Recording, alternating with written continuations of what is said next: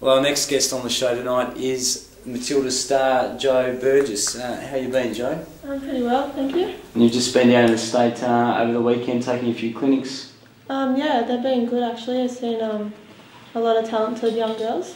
I guess the next step for the Matildas, you guys are off to the US at the end of next week. Yeah, we play 2 games against the US and then we play another game just against the college team. So we're looking forward to getting in there and getting a win against the US.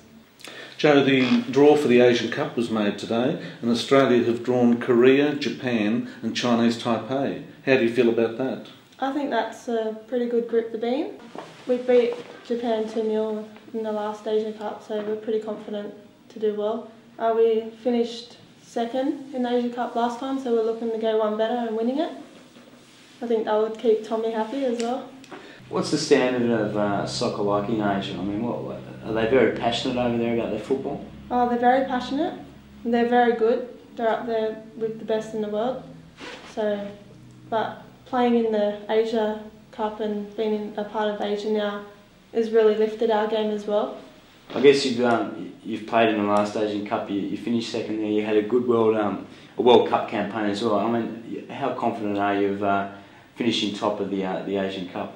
I think we're pretty confident, and after coming back from the World Cup and doing so well, reaching the quarterfinals, you know, we went down 3-2 against Brazil. I think our confidence is sky high at the moment. Jo, you made your debut against the USA, and you're meeting them again, and now they're a highly rated team. How do you rate them? I rate them up there with the best. So, and being able to make my debut at 25 against the US was pretty amazing for myself. And to go there again and play them over in the US, so it's going to feel like my debut again. Mm-hmm. What do we have to do in women's football to sort of match the standing of the USA?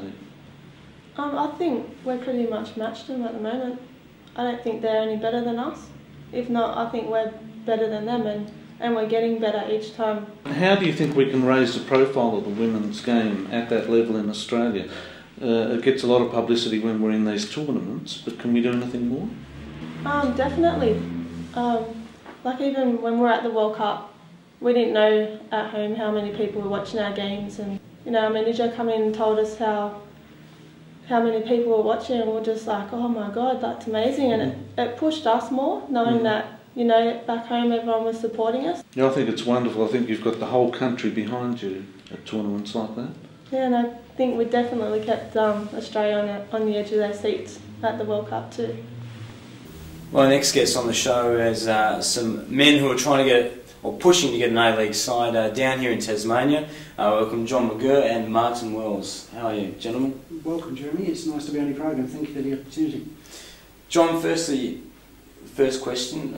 We've seen in the media of late down here in Tasmania anyway, a push for an AFL side. You guys want to get an A-League side down here. How's the process going on? What are you doing at the moment? The first process is underway, and that's a feasibility study, and we hope to have that completed by the end of May. We've identified all our income streams, and we've identified 95% of our operating costs. So at this stage, it's looking, finance-wise, it's looking pretty good. So what does Tasmania need to get a side or a franchise based down here in the state? Well, obviously the finance is a main issue, but you know we can cover that. But if you listen to Frank Laurie, one of the things that he is very keen on is demonstrating community support for the team.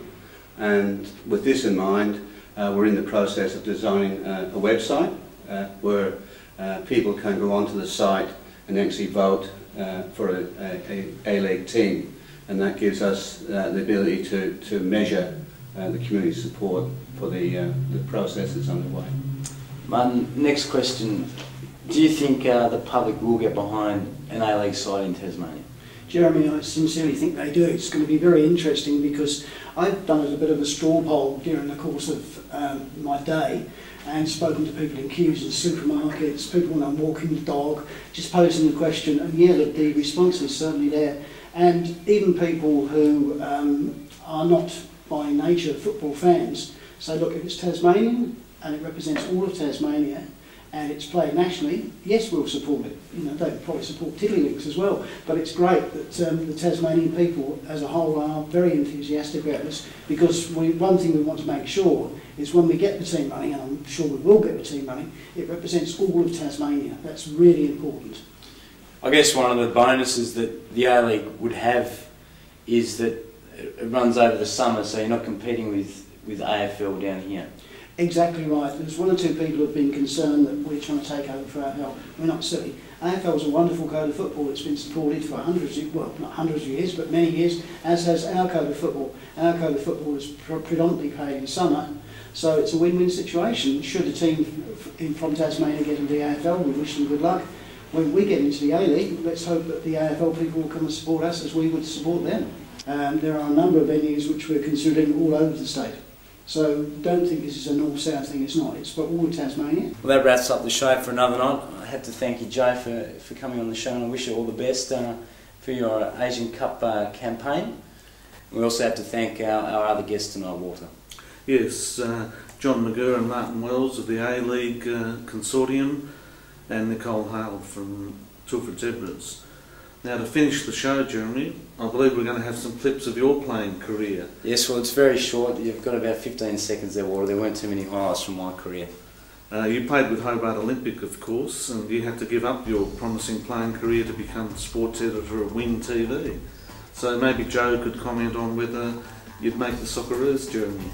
No, I don't know about making the Socceroos, but maybe the Matildas if you wear a skirt. I could come along. I'm very good at massaging. Oh, yeah? So if you need a masseuse, I'd be more than happy to come along. We need another one, so maybe you can come along. No worries, I'll be there. Book my ticket tomorrow. Okay.